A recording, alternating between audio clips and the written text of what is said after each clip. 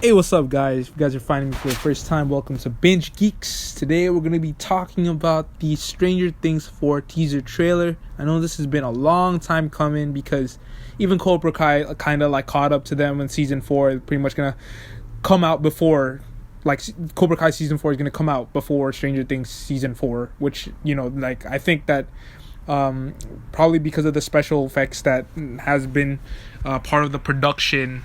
And I think that either way, it's going to be worth the wait. So I'm really excited.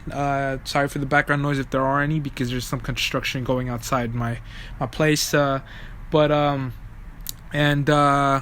know why I said but essentially this trailer is not really a trailer. It's more of like a teaser. They kind of just show you like this kind of setting that they're going with in the season, or at least part of the setting, and it's going to be like a haunted house pretty much. The trailer starts off with kind of like this 1950s-esque, this family, like, I don't know, they've been living in this house for a really long time, but, it just shows them, doing their regular, daily tasks and their daily life. And pretty much, next thing you know, some weird stuff starts to happen, the lights start to flicker, and, the music starts to get kind of a little bit distorted a little bit.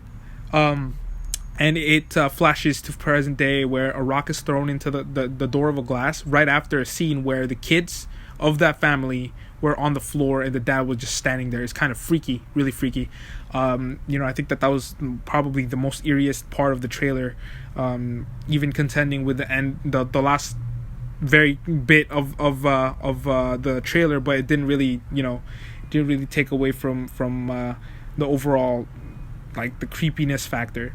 But essentially, we've flash back to present day, or their present day, like 1986 or something, 1984, and we see a hand reach out of the shard of glass, or the hole that the rock made, and it's Steve's hand. So we see Steve, Dustin, and two other characters. I forgot what the name of them is. I think it's not Mike. It's oh my gosh, I forgot. Two other characters, a guy and a girl. Okay, if you guys watch the trailer, you guys pretty much know what I'm talking about. But essentially, we see them kind of like exploring. It's kind of like the Scooby-Doo vibe, like this haunted mansion vibe that I'm personally, like, I'm really digging, because I love these kind of haunted mansion vibes. Like, not too scary, but a little bit creepy. That's what I like. I don't like horror per se, and I think that's what Stranger Things like does so well, is balancing the horror. Although they do have some gruesome scenes, but it's more on the characters and more on the creepiness factor rather than the violence that ensues, which I like about it. But as I was saying, the very last shot of the trailer is like showing this father clock, and it starts to ring. Because, like, throughout the whole trailer, you kind of hear, like, a tick-tock, like, that kind of sound. And then towards the end of the trailer, you kind of hear, that sound it makes when it strikes 12. Like, ding, ding, ding, ding. Like, all that. Like, if you live in the Philippines, you hear that. Like, if you live near, like, a church, they play that, like, every morning, so that, it's time to go to church. But, so the grandfather clock, it zooms in on the grandfather clock, or father clock, I don't even know. And it cracks. Okay, so it cracks, and the, like, not even a title screen, it just says 2022 as expected. I think we already knew it was going to be 2022. So here's pretty much my thoughts on the trailer, or the teaser. I don't know, I keep getting the two confused. But essentially, I think time travel is going to be involved in this, because it pretty much gives it away. We get a flashback from the 1950s or 1960s, flashing back to the 1980s. We see that back and forth, and a clock is involved. Bro, this is time travel. And we see kind of like the upside down a little bit at the end of the trailer too, so it might be connected to the upside down. But the first 3 seasons had something to do with interdimensional travel, while this season is going to be interesting because I feel like it's going to be time travel. I feel like it's definitely going to be time travel. And another freaky thing that I think is really weird about the trailer is that one shot of the kids on the floor while the dad was just standing looking straight at the the outside. Okay, now if we're talking time travel here, and if you got, so this is spoilers for any of you who haven't seen Insidious.